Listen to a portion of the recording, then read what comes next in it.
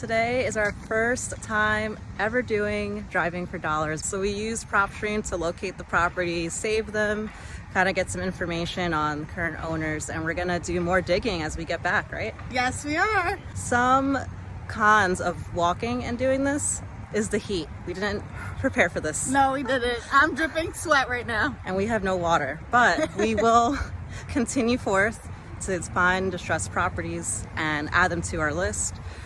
Some that we found already have had high grass, no cars, broken windows. Jessica, you also found one that had like the mail said vacant. It said vacant on it, yeah.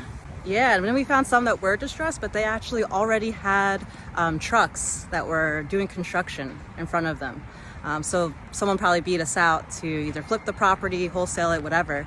But that could help us in the future to find cash buyers, right? Exactly, yeah. We could always walk around, see what work is being done, and locate people there.